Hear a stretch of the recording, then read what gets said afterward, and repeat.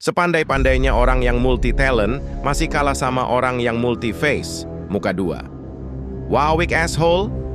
Sepertinya bukan barang baru didengar, tapi rasanya itu sudah past tense deh. Kalau saya mengukur diri saya seperti di usia saat ini, value saya sudah bergeser. Ini menurut saya loh. Mungkin saya salah, namun saya berusaha keras untuk tidak menjadi seorang asshole dalam bisnis tentunya. Sebagai seorang yang selalu lapar, membuat orang di sekeliling saya gerah.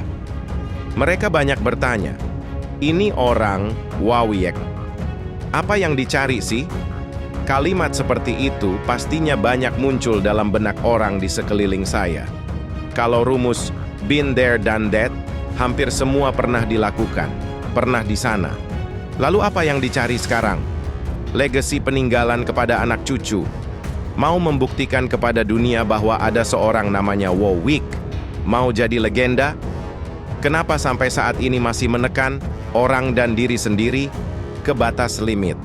Setahu saya, seorang asshole sulit bertahan lama karena selalu mementingkan ambisinya. Dan yang dilupakan untuk mencapai ambisinya biasanya injek kaki orang, ilmu kodok deh, sikut, injak.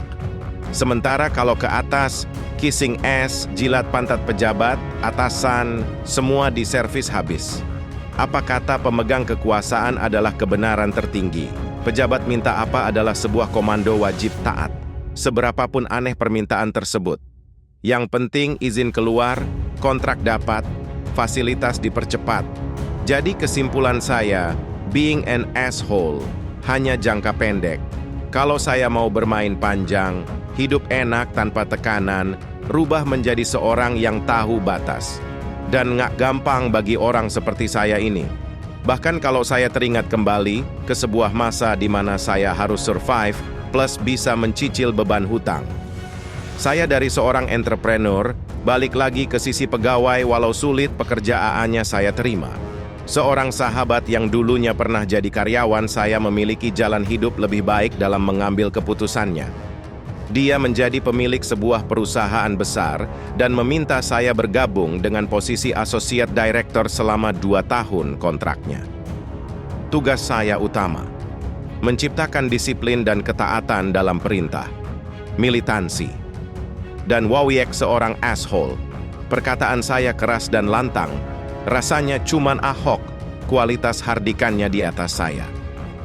Karena walaupun saya juga menggunakan high tone language, saya tidak pernah pakai makian goblok dan isi kebon binatang. Saya main pecat, cut off, fired. Mas, saya belum pernah memimpin 200 staf profesional yang 60%-nya graduate overseas student. Bisakah Mas Wowik bantu saya mengendalikan perusahaan sampai mereka fit? Itu adalah kalimat yang keluar dari mulut employer saya ketika saya akan bergabung. Saya disuruh membuat 200 staf yang 60%-nya merupakan lulusan luar negeri dengan gelar sarjana sejajar master, taat dan disiplin. Dan bagi saya, itu bukan hal aneh atau baru. Saya pernah memimpin dengan tipologi pegawai sebanyak ini dan mirip ini. Kalau dibayangkan seperti di perusahaan multinasional, bukan? Seperti bekerja di Citibank, bekerja di Chevron, dan sejenisnya. Namun ini perusahaan swasta nasional. Pemiliknya swasta nasional dan berbisnis multinasional. Jadi baru 1 bulan bekerja 30 manajer sejajar merasa gerah dengan saya. Disiplin dan tekanan setiap saat saya berikan, mulai dari sales marketing, pembukuan, pajak, legal, HRD, produksi saya tanya semua harus tahu P&L perusahaan based on daily performance. Bayangkan, setiap manajer harus tahu P&L profit and loss perkembangan bisnis perusahaan setiap harinya. Begitu pembukuan hijau saya puji, begitu kuning saya mulai kontrol freak. Begitu merah, seseroang akan saya pecat. Saya buat target pembukuan harian. Di hari pertama saya bekerja, sudah saya suruh mereka buat target pekerjaan harian yang dihubungkan dengan bagian keuangan. Itu kerja ekstra. Banyak yang reluctant, nggak mau mengerahkan pantatnya sewaktu keluar dari lidah saya perintah itu. Mereka tanya, siapa lu? Kalau gua nggak kerjain, lu mau apa? Pecat gua? Benar, Bung. Saya eksekutor terbayuk urusan layoff karyawan. Apalagi yang nggak produktif dan mempunyai bad influence. Mereka pasti nggak suka saya. Dunianya lain, spesies kita lain. Dan saya predator spesies malas dan pemangsa orang yang bad influence. Tapi bagi penghasil profit, walau saya nggak nyaman, mereka tetap saya kasih haknya. Pujian ataupun material seperti bonus, gaji, bahkan jabatan. Hingga akhirnya mereka menghadap direksi. Ber-30 para majaner jajaran middle management tersebut memuncak marahnya kepada saya. Mereka meminta waktu share dengan direksi. Waktu itu kebetulan 2 direksi dan 1 komisaris ada di kantor. Posisi mereka memenag bisa membuat siapapun naik pangkat atau sebaliknya. Angkat koper dari kantor. Seingat saya mereka duduk di meja meeting melingkar.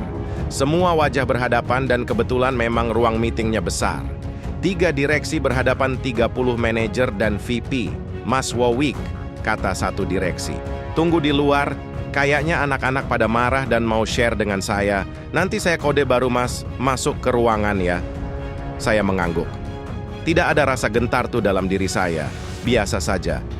Padahal saya tahu di dalam ruangan tersebut nantinya akan ada kalimat makian, hujatan, kekesalan pasti keluar dari mulut mereka, suasana pasti panas.